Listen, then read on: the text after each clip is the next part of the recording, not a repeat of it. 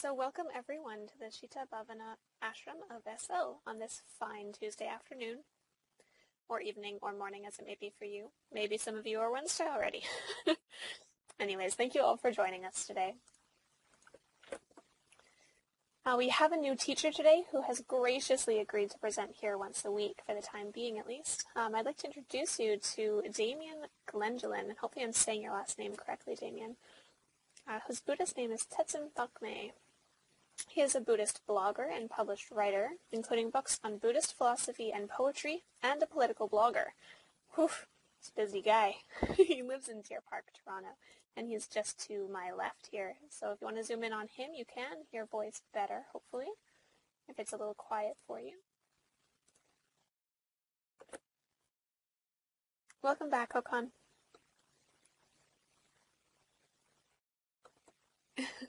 Over the years, he undertook an extensive comparative study of all of the major spiritual, religious, mystical, and magical traditions of humanity, including magic, astrology, the Western esoteric tradition, Kabbalah, Gnosticism, Sufism, Hinduism, Buddhism, Taoism, shamanism, running out of breath, Tantra, and Voodoo.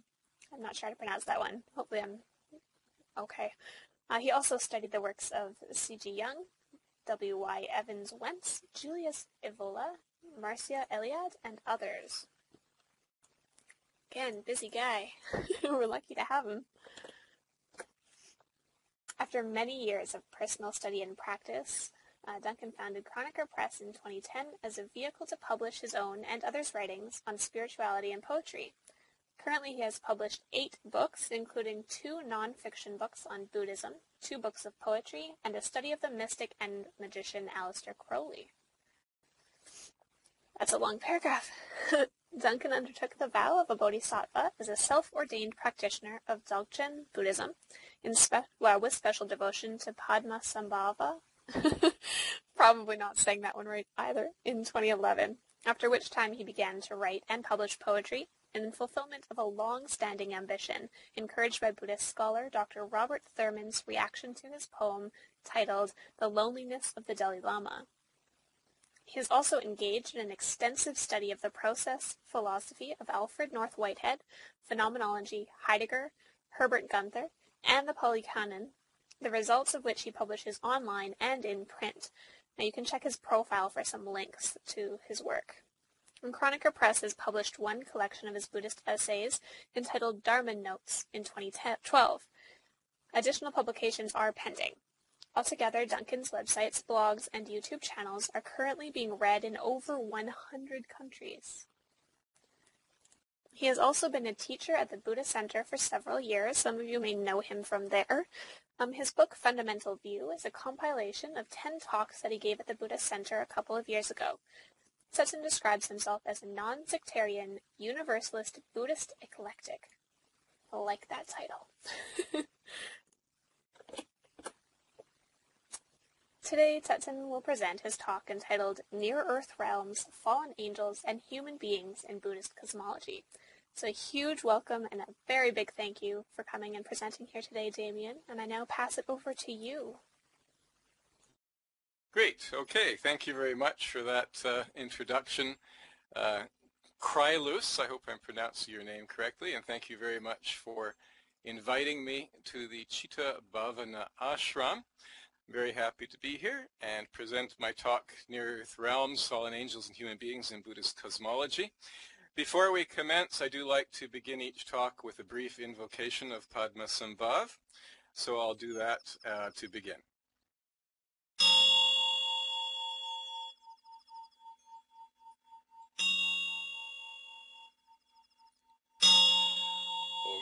Benzagura Pema Sidi Hong Ahung Benzagura Pema Sidi Hong Ahung Benzagura Pema Sidi Hong.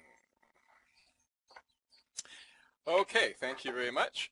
I'm just going to post some information about myself in the chat. I'm not going to go through it in detail. The only thing I will point out is it is customary to, in Dharma talks to save your questions till the end. However, I find that a bit too formal, and I think it's better if people voice their questions in the chat, ideally. when they occur to them, so that the matter you're asking about is fresh in everyone's mind. This is a somewhat lengthy talk. On paper, it should be about an hour and 10 minutes, so I would ask you to keep your questions brief and to the point. So, without further ado, let's begin. Today's talk, as Carlos mentioned, is called Near Earth Realms, Fallen Angels, and Human Beings in Buddhist Cosmology. Buddhist cosmology is nowhere explained in the Buddhist sutras in its totality as a system. Yet its essential architecture appears in all schools, both Hinayana and Mahayana, with only minor differences based on a systematic analysis and synthesis of scattered references found throughout the Pali Canon. Thus, it must have been a topic of intense scrutiny, having arisen during the pre-sectarian period that is closest to the original teachings of Shakyamuni Buddha. Consequently, this discussion cannot be assigned to any particular sect. It underlies and unifies the whole Buddhist worldview, even the Theravada, which commonly claims that the Buddha did not present an ontology. In this talk, I will present a synthetic overview of Buddhist cosmology and ontology in the context of contemporary post-Newtonian science and explore its implications for the spiritual path. One is struck by the degree to which the Buddhist worldview anticipates contemporary scientific discoveries once one overcomes the misosophy of scientism and philosophical materialism, which true science transcended long ago. That this is not generally recognized or accepted testifies to the ignorance that masquerades as enlightenment today. Nor is ontology irrelevant to the topic of spiritual development, as some might assert, based on a selective reading of the texts. Rather, in the light of the Buddhist revelations concerning the fundamental and ultimate nature of reality, Buddhist beliefs concerning spiritual practice acquire clarity that only enhances the prevalent psychological interpretation, which also suffers from the accusation of subjectivity. Unfortunately, what Evans Wentz referred to as the long dark age of the West still blinds us to the insights that might be derived from realizing that scientism, as distinct from science, does not only not present a comprehensive picture of reality, it actually blinds us to it, in the service of a contemporary ethos that increasingly threatens to destroy the world of nature and humanity in the relentless pursuit of competition, property, and mindless consumption that stands opposed to the three primary facts of existence, non-self-identity, impermanence, and suffering, as taught by the Buddha. Buddhist cosmology divides experience both vertically and horizontally. Horizontally, the Buddhist sutras describe worlds or world systems separated by vast regions of empty space. These worlds appeared in great spheres that emerged out of a state of potentiality, expanded, contracted, and disappeared over long periods ranging from millions to trillions of years. In the largest sense, this fourfold process of origination, evolution, devolution, and potentiality have no beginning and no end. They are infinite and eternal in extent and duration. The spherical universe is itself organized into more or less spherical stars and galaxies that themselves move in more or less spherical orbits, and even larger collections of galaxies, something that's only been discovered in the last few years. The latter fact has only been recently substantiated by science. The Buddha also describes the destruction of solar systems by supernovas, which proceed in 7 stages or phases, the so-called 7 suns, characterized by the cessation of rain and the consequent disappearance of vegetation over a period of hundreds of thousands of years, followed by the drying up of the rivers and oceans, and finally the incineration of the earth itself. String theorists also posit that universes themselves coexist as holographic diffraction patterns in a two-dimensional plane that appear in our universe as black holes. While not specifically indicated by Buddhist cosmology, such a view is certainly consistent with it. This quaternary dynamic structure of origination, evolution, devolution, and potentiality also describes the very small, In fact, it is the fundamental process structure of becoming itself, which we refer to in Pali as samsara. Phenomenal reality is nothing other than process, cycles occurring within cycles, driven by the law of karma or causality. What we call matter is not a stuff, but rather a particular kind of process or system of processes. This description largely accords with the modern scientific conception of the physical nature of reality since the downfall of philosophical materialism. The mathematician Alfred North Whitehead, in his book Process and Reality, published in 1929, describes it, for example. The Buddha also posits a vertical dimension, ranging from a high-energy abstract polarity to a low-energy material polarity that also accords very well with the worldview of modern physics. And I will be discussing this vertical dimension of reality at some length in this talk, and if you look behind me on the wall, you'll see a fairly conventional representation of the 31 planes of existence, which represent the Buddhist analysis of the vertical continuum. Buddhist cosmology divides this vertical continuum in various ways, starting with a twofold division into formless and form realms, lokas or dhatus, and ending with a division into 31 fundamental planes of vibration or existence. According to Buddhist cosmology, human beings inhabit the 5th realm, counting from the bottom, or the 27th realm, counting from the top, of these 31 planes of existence. The human realm is also the lowest, the 7th realm of the so-called happy destinations, represented as a flattened, inverted, triangular island continent that floats in the ocean to the south of Mount Sumeru, the shape of which suggests the Indian subcontinent. This represents the earthly realm, the Manushya-loka, consisting of 4 continents. Sumeru, literally excellent or wondrous mountain, is the Buddhist representation of the universal archetype of a central world axis, usually represented as a mountain, a tree, or a pole, commonly identified with Mount Kailash or Gungan Rinpoche in the Tibetan Himalayas. This identification is clearly symbolic. In fact, geographically, and here I am primarily interested in physical facts, Sumeru clearly represents the rotational and magnetic axes of the Earth. The 4 continents represent the continents of the Earth. The shape of the southern continent, where human beings live, clearly corresponds to the Indian subcontinent. Thus, the western continent would correspond to the African, South American landmass, which we now know were originally joined, the northern continent to North America and Greenland, and the eastern continent to Eurasia. It is now known that several supercontinents have formed and separated throughout the Earth's history. The Buddhist description appears to allude to a specific moment in the Earth's geologic history when the continents had just this formation. According to at least one animation I have seen, this was the situation about 120 million years ago. In this interpretation, then, the peak of Mount Sumeru would correspond to the north polar axis of the Earth, the magnetic pole of which, like Shambhala, wanders. The ocean around its base corresponds to the One World Ocean, in which the continents drift. The One World Ocean is clearly shown in the Dymaxion map invented by R. Buckminster Fuller. Mount Sumeru includes the realm of the Asuras, who inhabit its base, the realm of the 4 great kings, who occupy its 4 slopes, and the realm of the 33 gods, the Vedic and post-Vedic demigods, who occupy its truncated apex. Thus, Mount Sumeru is represented as a truncated 4-sided pyramid.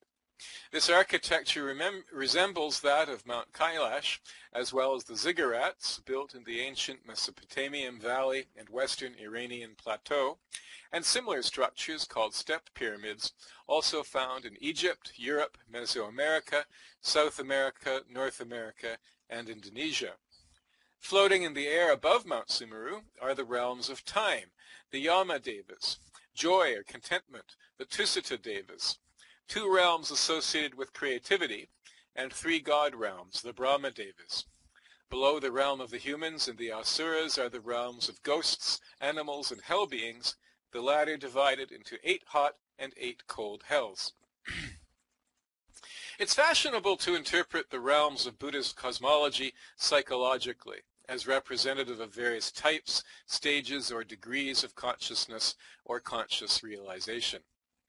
This point of view is certainly valid, but this does not mean that the 31 planes of existence are merely psychological symbols in the modern sense.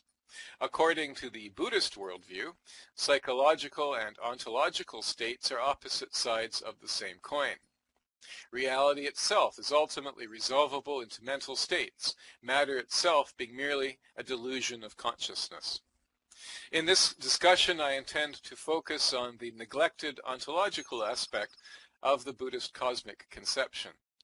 In particular, I will focus on the realms that we perceive and/or that interact or communicate with our own earthly realm. I am well aware that this description finds correspondences with certain modern speculative theories associated with various theosophical, National Socialist, UFO, and conspiracy theories. Dr. Jacques Vallée is one of the most reasonable individuals currently exploring this area. However, while these correspondences may be interesting, it is not my intention here to argue for or against these theories or to endorse any particular point of view, but simply to present the anterior Buddhist cosmology from an historical and scientific perspective. According to the sutras, all of the 31 planes of existence, corresponding as they do to levels of conscious realization, are inhabited by sentient beings. This must be true because, as in quantum physics, it is the act of observation that gives rise to phenomenal reality. This is also true of the horizontal dimension of samsara. The difference is that the sentient beings that inhabit the realms above the human realm are far more intelligent, knowledgeable, beautiful, powerful, faster, and long-lived than we are by many orders of magnitude. They are not, however, necessarily more spiritual than humans. Many are decisively less spiritual. Because of their great gifts inherited from past karma, many of these beings are relatively complacent and simply enjoy their lives, which can last millions, billions, or even trillions of human years. However, at the lower end of the scale, the inhabitants of the Brahma worlds, the Mahabrahmas, may and do take an interest in human affairs. These beings occupy the highest realm that actually interacts with humans. The Brahma world is the lowest world in the system of 31 planes that is not subject to periodic destruction, whereas all of the planes below the Brahma realm are subject to the fourfold process of origination, evolution, devolution, and potentiality already discussed. Beings within these realms are, however, still subject to this process. Otherwise, their merit would not be exhausted, and they would not be reborn. Thus, the Brahma world is the highest and subtlest plane of phenomenal existence. They live approximately 1 trillion years. The best known inhabitant of this world is Mahabrahma himself, also known as God, who erroneously believes himself to be the creator of the universe because he is the first being to be reborn after the destruction and reappearance of the universe. Clearly, this contradicts the alternative view that the Brahma world is not destroyed, and I need to research this apparent contradiction more thoroughly, since it seems that both views cannot be true.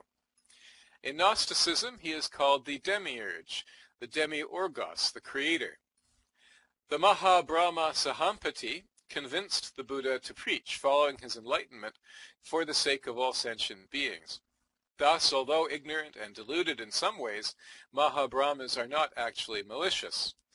The Buddha encouraged his disciples to be reborn there as an intermediate step towards enlightenment and provided the well-known metta meditation to achieve this goal. The so-called divine race, the Devaputra, inhabit the next lower world associated with creativity, the Parna Mirmita Masawartin. These are the original capitalists, divine beings or devas who delight in desire and enjoy the offerings given by others.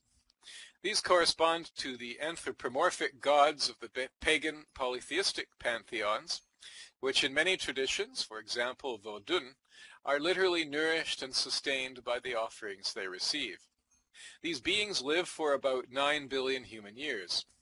Mara, the tempter of the Buddha, is often said to reside in this realm, although he is also associated with the demonic asuras, and I'll be speaking about this more later. Next are the Bodhisattvas, who are reborn in the human world as Buddhas, or Buddhas to be, technically, when they're born.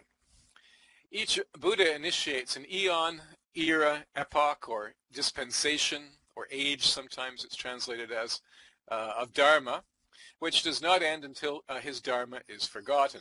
Thus, we are now in the Buddha dispensation of Shakyamuni Gautama, which will last for only about 5,000 years. We are therefore now at the midpoint of the Shakyamuni dispensation. The Bodhisattvas inhabit the Tusita, or joyful realm, the second realm above the human, and these beings live for 576 million years. The realm of the four great kings is the closest realm, next above our own. The nature spirits, dwarfs, fairies, dragons, goblins, trolls, and similar beings of all traditions of varying degrees of ethical purity inhabit it. These beings live for 9 million years, and other sources say 90,000 years.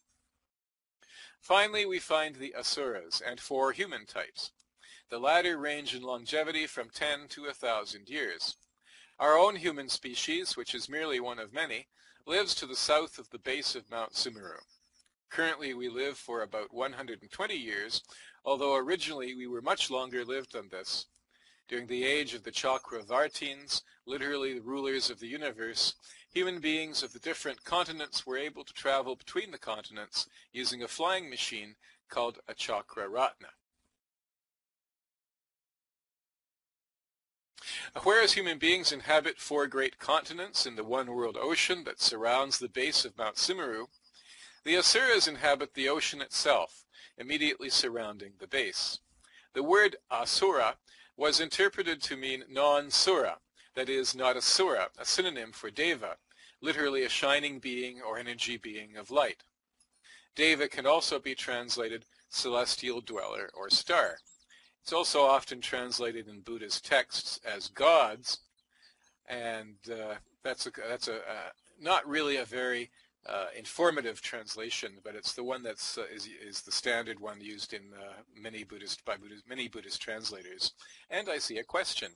Krylus asks, would Chakraratna, the flying device, mean energy device similar to chakras? Actually, that's a good question. What the word actually means. Chakra means wheel, and ratna, I'm actually not sure. I have never actually looked up the etymology of that word. I suspect it means flying wheel.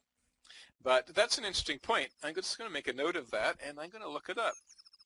And I'll get back to you on that question. But chakra definitely means wheel. And to answer your question, I don't think it's alluding to the chakras per se, but I do think it is alluding to a wheel-like shape.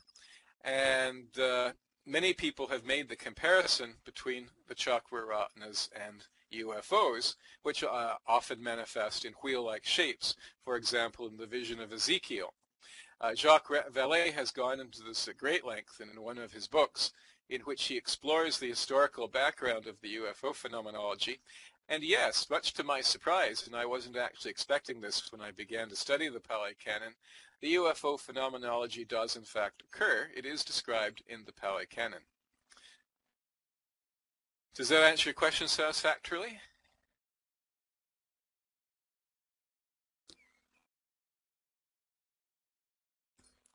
I'm going to check that later. My best guess now is that it means flying wheels. I have to check that word ratna and see what it actually means. Perhaps we can publish it to the group afterwards, just to clarify that point. So, returning to the topic of the asuras. Asura is often translated Titan. Oh, I see something else here. Paloma Puerta says, what about those here that reincarnate? I've lived longer than all those numbers of years, and as much as I have authentic-looking memories of these. Not quite sure what you're asking me. Are you asking about the longevities of various devas I gave in relation to the beginninglessness of samsara? All beings reincarnate, are reborn endlessly. So deva beings are no different. They simply live longer and better lives, better in some ways, not better in others, actually. But they all are born, live, die, and are reborn infinite numbers of times, and this is true of all of the 6 classes of beings, including human beings. So we've all been born as devas. We've all been devas. We've all been human beings. We've all been animals, ghosts, hell beings, and all the others. The only exception is the Buddha mentions that he's never been reborn in any of the 5 pure abodes. The reason for that is if once one is born in one of the 5 pure abodes, which are the 5 highest realms of the form realm, the Rupa Loka, it's not possible to be reborn as a human being. So as a bodhisattva, he has never been born in the 5 pure abodes. Other than that, the Buddha mentions that he's been born as everything, as have we all. Except a Buddha, of course, because once one is born as a Buddha, one is never reborn. Asura, and a Buddha, incidentally, is not one of the 6 classes of beings, because a Buddha is outside samsara. Asura is often translated Titan, demigod, anti-god, or demon. The Asuras are described as addicted to the passions of wrath, pride, envy, insincerity, falseness, boasting, and bellicosity. They are dominated by ego, force, and violence. At least some Asuras are actually malevolent. As with all of the 6 classes of sentient beings, Asuras may be reborn as human beings, and human beings may be reborn as Asuras. Because humans and Asuras occupy essentially the same plane, that is, the one-world ocean surrounding the base of Mount Sumeru, there is considerable interaction between them. Asuras enjoy a much more pleasurable life than humans do, but they are plagued by envy for the devas. Asuras and human beings are alike in that we both have shared a similar fate. Both human beings and the Asuras originally occupied a much higher realm in the Buddhist hierarchy. Asuras originally lived in the realm of the 33 gods and the peak of Mount Sumeru, but they were cast down to the foot of the mountain due to their drunkenness. Thus, the Asuras and the Devas of the 33 gods engage in constant conflict, in which human beings also become embroiled. The Asuras were not always regarded as evil beings. In the Rig Veda, between about 1500 and 1000 before the Common Era, Asuras were a type of Deva, such as Asura Varuna, the god of the celestial ocean, the underwater world, and law and order, moral and societal affairs, and nature. Asuras, the word literally means lord. Asura is a false etymology. Nonetheless, it's been historically influential.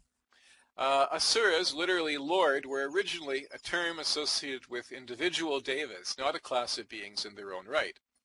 Asuras become a distinct class of being during the late Vedic period, between approximately 1000 and 500 before the Common Era. Originally, the Asuras were the older and stronger siblings of the Devas, powerful and beneficent. The later Vedic texts begin to document a conflict between the Asuras and the Devas, in which the Asuras were invariably victorious. According to the Bhagavad Gita, the Asuras are described as vicious, proud, arrogant, conceited, angry, harsh, and ignorant. This reflects a growing conflict between the older dominant cult of Asura worship and a newer but rising cult of Deva worship. Originally, the Asuras were non-anthropomorphic and formless gods, also called jealous gods, yes? And you also find a reflection of this doctrine in the Judeo-Christian tradition in references to a war in heaven. So this appears to be a universal archetype.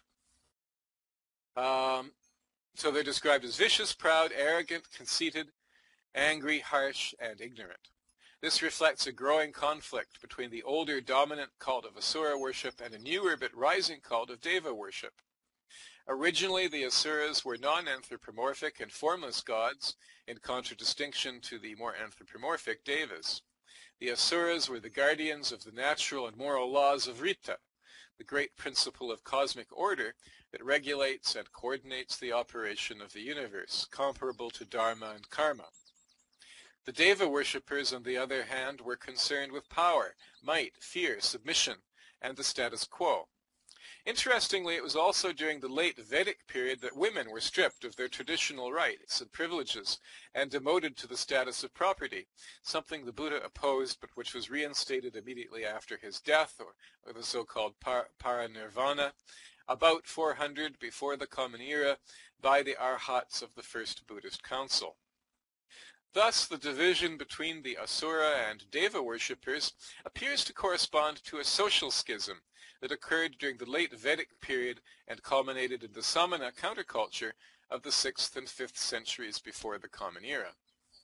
In Buddhism, the Asuras are seen as inferior deities who are never satisfied and who always strive to improve themselves. This is paradoxical because the Buddha opposed the Brahmanic establishment based on caste, supported by the Deva worshippers, as a degenerate remnant of the primordial tradition that the Buddha sought to restore. This schism reflects a conflict between the adherents of the old gods that continues today, in which the worshippers of the old gods seek to restore their worship to a position of primacy, against the more recent gods of oppression. One finds a similar conflict in Egyptian mythology, in which the old gods like Tseten, now of course associated with evil, were originally not regarded as evil at all. This principle of cosmic conflict became entrenched in later religions, such as Zoroastrianism and Christianity, as well as in the Iranian tradition. The conflict became entrenched in later religions such as Zoroastrianism and Christianity. Yes, Christianity and Druids and Wicca, same idea.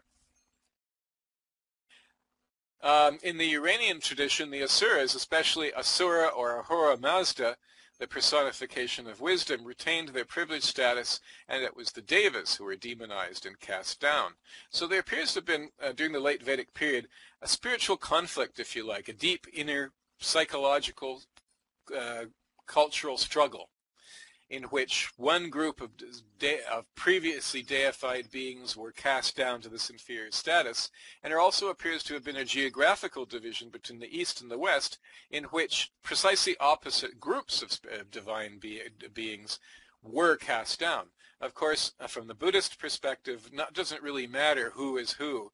The only thing that matters is the concept.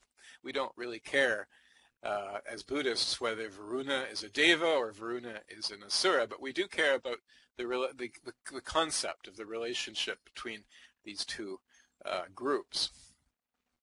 Similarly, human beings originally occupied the radiant or splendid realm, the Abhashwara, next above the Brahma world. Here we dwelled as beings of light or pure energy, characterized by delight and joy, with lifespans of approximately 10 trillion years. The original transhumans, or Deva humans, were psychologically individual but physically alike. Plato describes them as celestial bisexual spheres of pure energy. When a universe re-emerges from a state of potentiality, the so-called Vivartakalpa, it is immediately populated by humans from the Abhashwara realm. According to modern scientific reckoning, this occurred in context of our universe about 14 billion years ago. The first humans were not like modern humans. They shone in their own light, moved through the air without mechanical aid, lived for a very long time, and did not require physical nourishment. They were more like a type of inferior deity than contemporary human beings. This was the age of the Chakravartins, literally universal rulers. However, gradually we developed a taste for physical food and sensation. Our bodies became heavier and more material. We lost our intrinsic luminosity. Our bodies became more differentiated. Our lifespan decreased. We divided into two genders and began to reproduce sexually. We began to hunt and eat the flesh of animals. Territoriality, property, greed, theft, violence, and criminality gradually overtook us. Social distinctions in government arose. The critical transition to humanity appears to have begun, again, this is in terms of our historical reckoning, appears to have begun during the hunter-gatherer stage of human civilization. This arose about 2 million years ago, according to the archaeological record, corresponding to Homo erectus, note a homo but not a member of our species, who is also credited with the discovery of fire. It culminates in the Neolithic Revolution, which occurred about 10,000 years ago. This appears to be the period when the Deva humans began to enter into the physical primate evolution through the process of rebirth or transmigration. This was perhaps facilitated by the ingestion of psychedelic plants by early primates, as suggested by Aldous Huxley, Terence McKenna, Graham Hancock, and others, thus opening a door to the higher realms. Asuras perceive devas in the same way that animals perceive humans. Humans perceive animals consistently unless they are very small, but devas and asuras only rarely. Asuras are often confused with hell beings. The objection to devas that we do not see them disappears entirely when one realizes that one is comparing orders of sentient beings potentially comparable to the difference between an ant and a man. In fact, even more. The difference between a deva and a human being is actually far greater than the difference between an ant and a man. A deva is no more visible to a man than a man is to an ant, even though the latter may be crawling across his hand. The argument works the other way, too. When was the last time you actually communicated with an ant? Yet ants and human beings inhabit the same terrestrial space.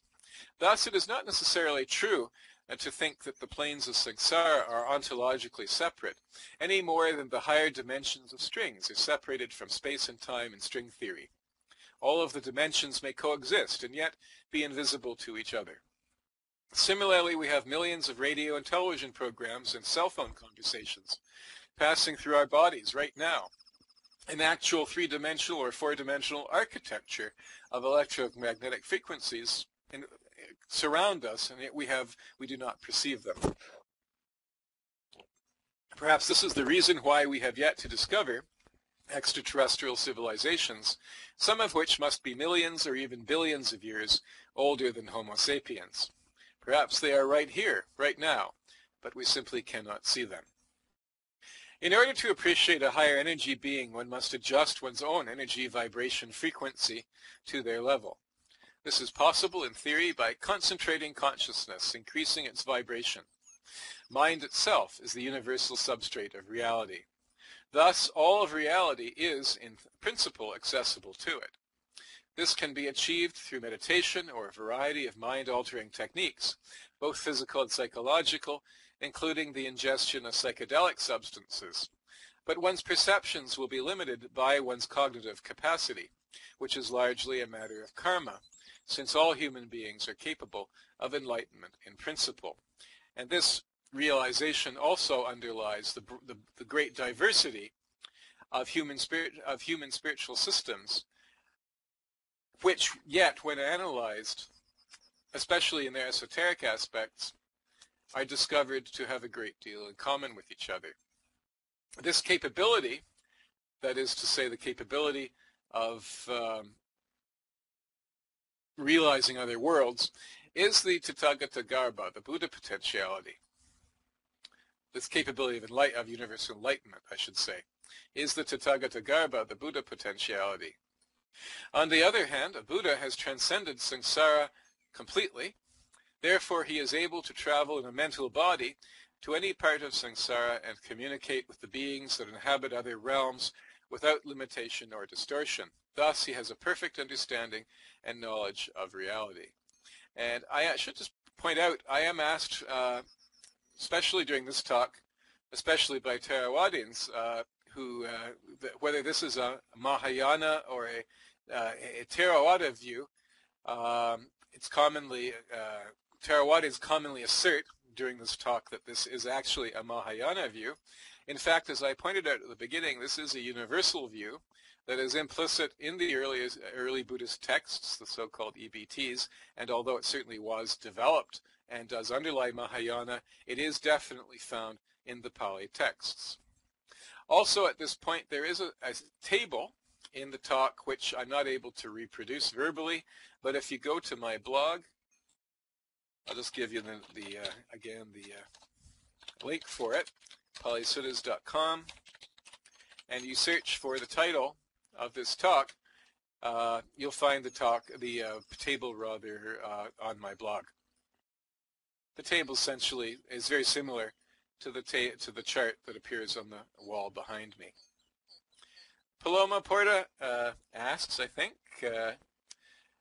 I infer that from what you report, the hierarchy of these other beings depends on what body they have. Well, no. The hierarchy of samsara, in the lower levels, certainly beings do have bodies, but in the higher levels, they do not necessarily have bodies.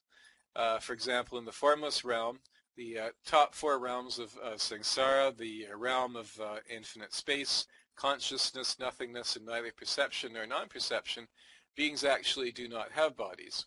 So, strictly speaking, it isn't necessarily a classification of bodies, but obviously in the different realms, people do have different kinds of bodies. So to a certain extent, that's true, but not completely true. I might disagree, she says, that we have to eat bears little reference to how aware the spirit is that pushes the human body around. Well, that may be your view, but that is not the view that is expressed in the early Buddhist texts. There is definitely a very strong emphasis on food in these texts, and it is the human craving for a more and more physical, more and more sensual, more and more physical, more and more coarse forms of food, and other forms of sensual pleasure, of course, which drives the human degeneration into lower and lower realms. Sometimes this is called, in the Pali text, this is called the, I've heard it referred to by a Buddhist abbot as the gobbly stuff. It's described as a sweet, honey-like, molasses-like substance, which people ingest or eat, and it is this that draws them into coarser and coarser forms of physical being. So in fact, the early Buddhist texts do explicitly associate this process of degeneration with eating. So I'll have to disagree with you there, at least in the context of the Buddhist worldview. Continuing on, a higher being can surely play on any plane below his actual spiritual awareness or ability. That's true. In the Buddhist worldview, it's only true of the lower Deva worlds, the ones which are immediately above ours, up to and including the Brahma realm. In the Buddhist texts, the inhabitants of these realms are represented as interacting with human beings and even living on the earth, which is an interesting detail. Above the Brahma realms, Deva beings tend not to, or do not, it's a distinction which I'm not quite able to clarify, they do not or tend not to interact with human beings. Whether they're able to do so or not, I haven't read any texts which address that specific point, and I'm actually hesitating to say as an absolute that they do not. I suspect they do not. I can't think of any examples where they do, but possibly there is one somewhere, and if so, I'll certainly bring it to your attention. Carrying on, in which case, how can one categorize the type of spiritual being by what realm they are? Well, that's what the Buddhist texts do. They characterize the spiritual beings as a series of worlds which are also characterized by levels of consciousness. In the Buddhist worldview, there is no distinction between level of consciousness and reality. So if you attain the first jhana, you will be reborn in the world corresponding to the first jhana, and so on for the second, third, and fourth jhanas. Whatever realm you are reborn in corresponds precisely to the highest level of consciousness that you've achieved. That's the Buddhist view. And I believe I've answered your question. Rhiannon Ossett says, it sounded Mahayana, but certainly different than the Humean skepticism view of Buddhism generally talked about in the West. Yes, and this is one of my purposes, is to actually explore Buddhism and not some Western denatured version of Buddhism, which, as you say, is very popular in the West. In my judgment, these forms of Buddhism that you're referring to are really trying to have the best of both worlds. They're really trying to cling, really, it's a form of attachment. They're trying to cling to the Western worldview and to bring Buddhism into that. My question would be, if you already believe you know what reality is, why do you need to study Buddhism? Simply study Western views of reality. This is not the Buddhism of the coffee shops or beatniks. Fair enough. You are correct. It is not. I'm basing everything I'm saying on the early Buddhist texts. I do appreciate them from a eclectic, non-sectarian, and universalist perspective, so I certainly do not disdain or exclude Mahayana by any means, but this particular talk is based on the Pali texts and therefore underlies both Hinayana and Mahayana, so it cannot be pigeonholed in that way. Zeno or Shino Octavia whispers, I mainly Lilayana, kinda Westy, Zogi, Vajrayana. Okay, thank you. Just looking now to see if there's any more actual questions.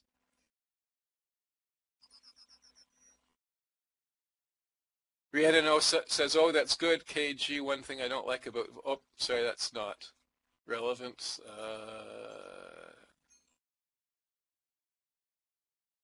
Okay, I think that addresses all of the questions. Thank you very much for those.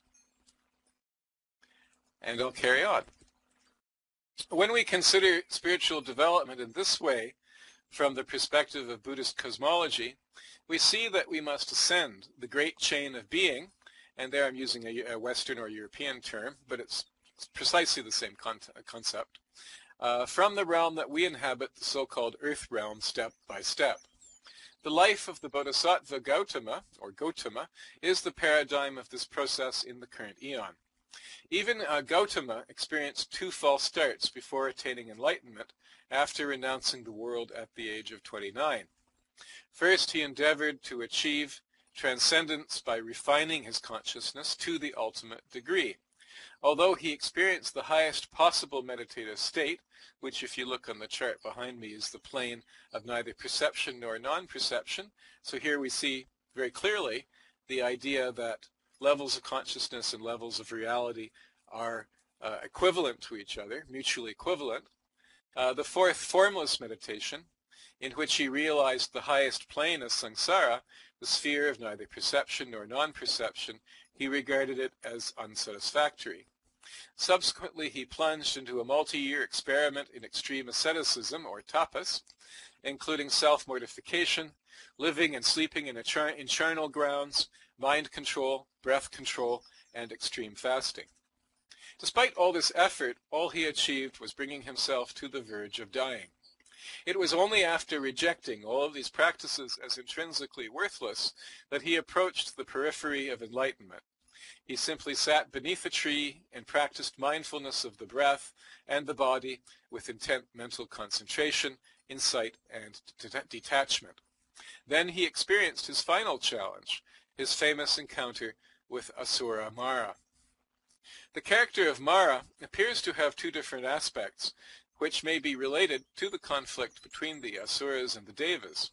In one aspect, he is a Deva, a resident of the plane of the Devas that wield power over others' creations, the highest realm of the Kama Loka, the sensual realm, which is the realm that we inhabit, of course. Mara is commonly understood to be the chief of this realm. In another aspect, he is a demon or Asura. It appears to be in the latter aspect that the Buddha encountered him on the cusp of his enlightenment. This story is well known and need not be repeated here. My main point is that Mara was intensely opposed to the Buddha's enlightenment, for by becoming enlightened, Gautama would not only escape Mara's domination, Mara knew that he would lead countless others to do so too. And as we mentioned before, the Devas that wield power over others' creations, to refer to that aspect of Mara, are in a sense dependent on the lower types of beings in order to create those creations. So there is a dependency or a need there for spiritual beings to, for human beings to worship them. Here we see the envy and hatred of the Devas, for which the Asuras are famous. Yet in order to become enlightened, Gautama also had to conquer Mara, as the chief of the Asuras who block the way to the higher planes. From this we may infer that the Asuras, in their war against the Devas, are also opposed to human spiritual progress. Psychologically, we would say that the Asuras are the personification of the blind forces of desirous attachment, the instinctual complexes that bind humanity to samsara and the animal state. Mara must be encountered and overcome in order for the spiritual quest to be successful. This is, of course, the central axiom of Tantra. All of the spiritual traditions of humanity attest to this dark night of the soul. The experience, and again, that's a European term, but again, applies perfectly. The experience of agitation, confusion, and suffering, without which the spiritual quest is fruitless. Nevertheless, as I have already mentioned, this Western psychological interpretation, I see a question, I'll just finish the sentence and I'll address it. Nevertheless, as I've already mentioned, this Western psychological interpretation is only one side of the coin. The other side is the objective ontological existence of the Asuras themselves. Okay, I see a question here. Maya Phoenix asks, if Mara resides on the higher plane of existence, wouldn't he have power over Buddha? No, because the Buddha has transcended, in the act of his enlightenment, he has emancipated himself from samsara and therefore from the power of all samsaric beings. This is precisely what Mara is afraid of and doesn't want to happen. So in the act of achieving his enlightenment, the Buddha actually is described as transhuman and has achieved power over all samsaric beings. So no, Mara doesn't have power over him. It was in fact the Buddha's victory over Mara, which is identical with the experience, his enlightenment. It is a victory. His victory over Mara is his enlightenment.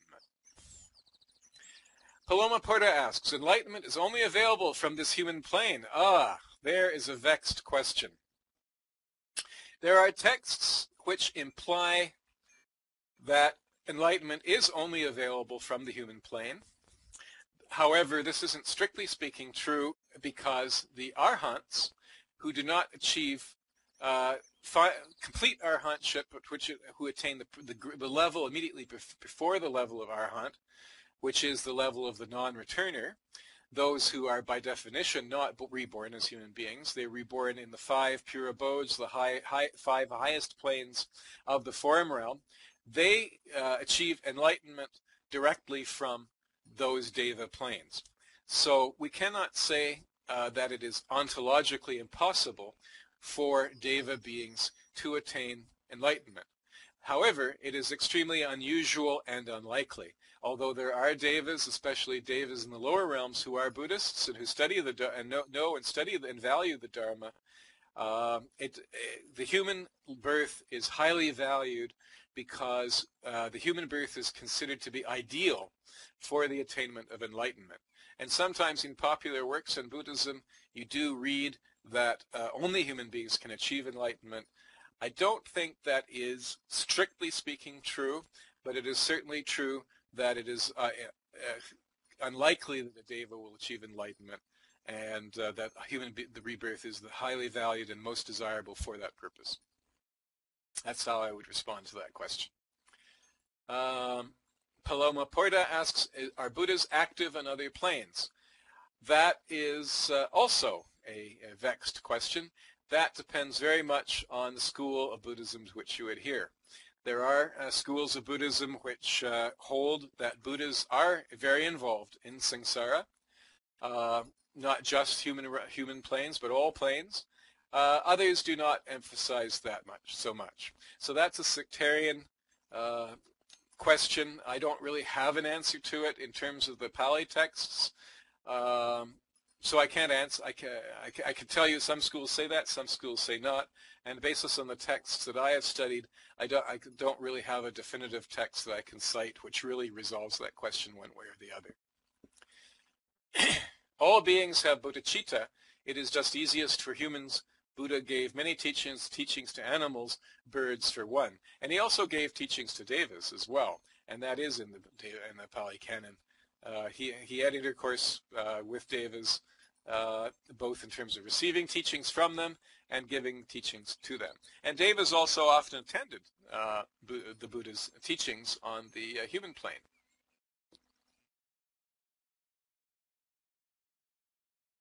So let me just see where I am.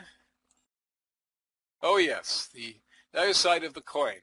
So the other side is the objective ontological existence of the asuras themselves.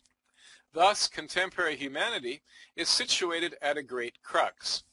On the one hand, we can remain in the state of samsaric attachment, which is where the asuras want us to be, in the same state as the asuras themselves. Ignorant, lustful, violent, and self-destructive. Sound familiar? Sounds very much like our contemporary world.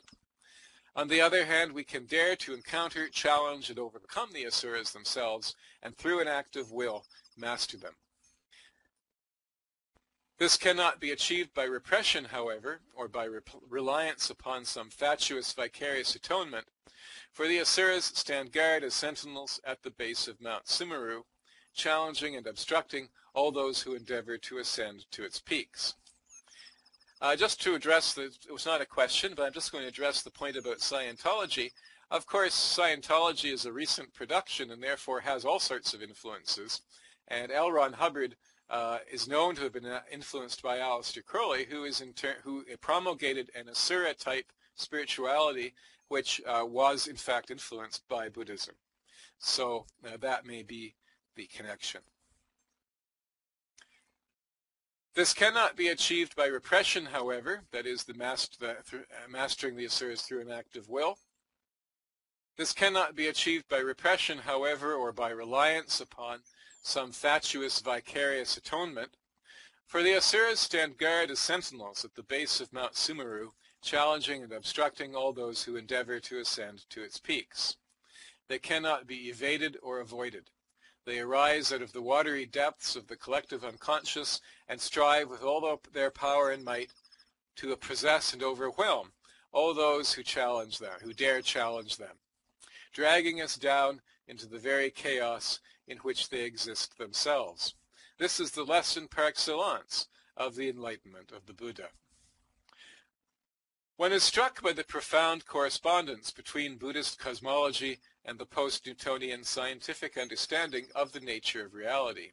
This is all the more remarkable when one compares the Aryan cosmo-conception with the Semitic worldview, with its limited notions of a 6,000-year-old universe, creation, biology, flood, geology, the unique spiritual status of the human species, racialism, the chosen race, geocentricity, etc., which led to the blood feud between the new science and the church, that in turn has led to the virtual abandonment of any notion of a vertical or spiritual axis of existence in the West.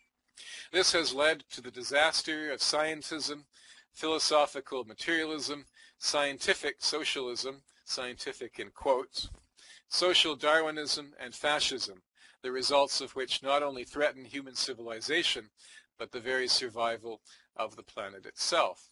I've documented some of these remarkable correspondences in this talk, including the reality of astronomical distances and vast cycles of time, including other stars, worlds, and sentient beings throughout the universe and beyond, interstellar space, the Big Bang, and the expansion, contraction, and ultimate destruction of not just this universe, but many universes besides our own, that reality has no origin and no creator, the ubiquity of the law of causality, the complete interdependence of phenomena, which was only proved in the 1960s by Bell's theorem, periodic destruction of planets by supernovas, the reality of higher dimensions, characterized by different frequencies or vibrations of energy, all real but many of which are invisible and intangible to each other, the non-reality of matter, virtuality, the non-uniqueness of human sentience, multiple human species,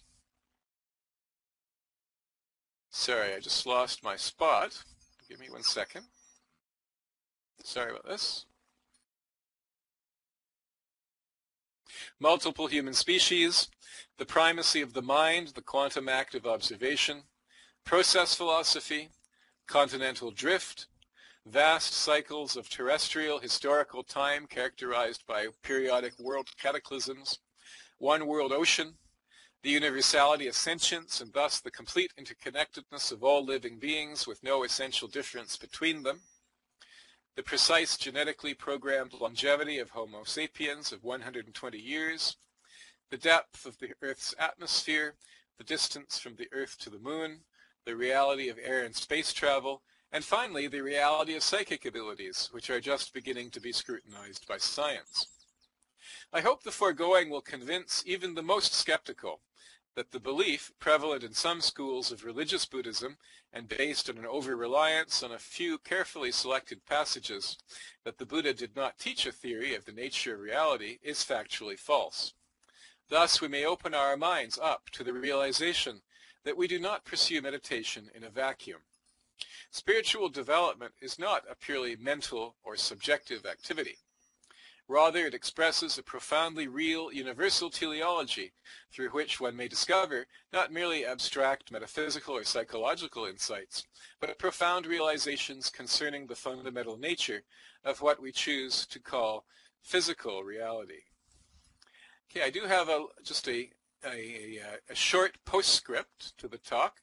After I presented this talk for the first time at the Buddhist Center some time ago now, I think it was about perhaps a year ago, I was asked to, it was pointed out to me that I did not discuss the Pretas, and I was asked to do so. So I've added a short appendix on the Pretas, with which I propose to conclude this talk. So at the request of a student, I've added the following account of the Preta world, that is the world of the spirits of the dead, commonly but mistakenly referred to as hungry ghosts, from the Chinese Erkui. The Pretas inhabit the Paraloka or other world and are characterized by insatiable hunger and thirst, as well as being subject to immoderate heat and cold. This is one of the 6 classes of rebirth, one of the unhappy destinations, below the human but above hell beings. Mostly they dwell on the earth, in desert and waste places, and thus may be counted as a near-earth realm, though they are normally invisible to humans, except when one is in a certain mood or a mental state. When they do appear, they may appear during the day or the night, and may be recognized by their relatives. We, however, are visible to them.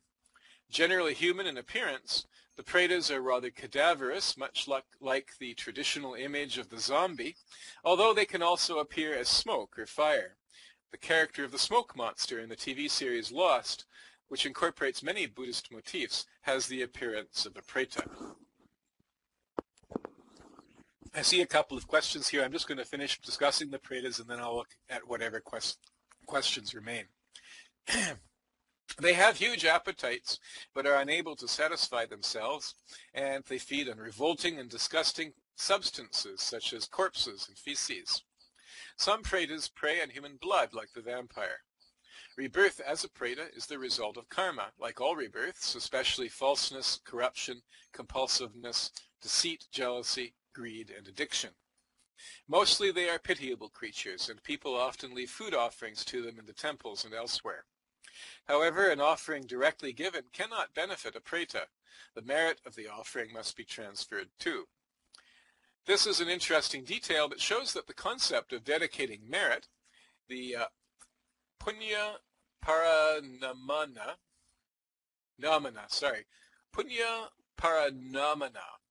was established by the time that the Peta Watu, the stories of the departed in the minor anthologies, the Kudaka Nikaya of the Pali Canon, was composed, perhaps 150 years or so after the death or parinirvana of the Buddha. Others place it as recently as the 2nd century before the Common Era. Thus, the view held by some early scholars that the practice of transferring merit is A, a Mahayana practice exclusively, and B, late, 5th to 7th centuries of the Common Era, is definitely disproved. Okay, thank you. That concludes my talk.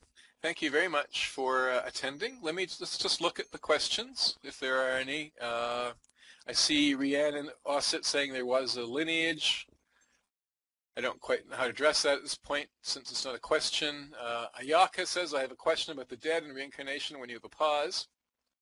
Okay. Anytime. Oh, I see one later on down, so okay. Rollo says, are the inhabitants of the Niraya level sentient? Remind me which level is the Niraya again?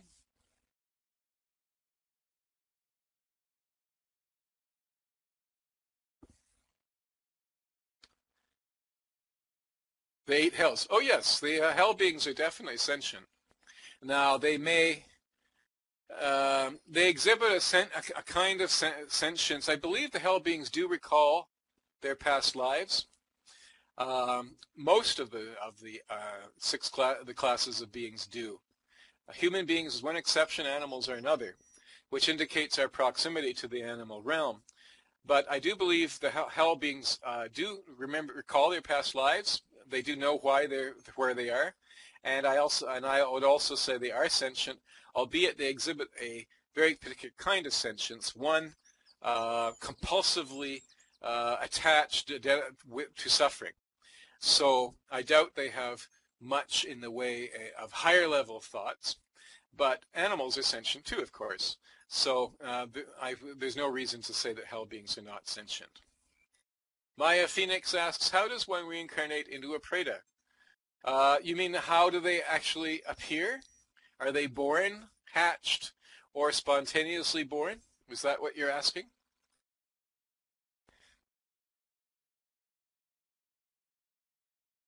And while you think about that, I'll keep looking at the questions. Ayaka says, my question is this. There have been many reports lately of young children having verifiable memories of past lives. Yes, not just recently. This is an age-old phenomenon. The Tibetans have it too, of course. It's the basis of their tradition of the tulku. You're referring, of course, to the research of Ian Stevenson, which is probably the best reincarnation research that has been done. This, I assume, then has been happening for quite a long while. Yes. Generally, these memories are forgotten by the time a child is 6 to 7 years of age. Yes, that is the view. Yes. My question is, what does it mean when these memories and whatnot continue to intrude and influence the current life? Some could say I'm crazy, but it's been this way for a long time. I've heard of adults being plagued by memories or thoughts which are attributed to past lives as a consequence of some sort of intense trauma that they experienced in their past life in connection with death.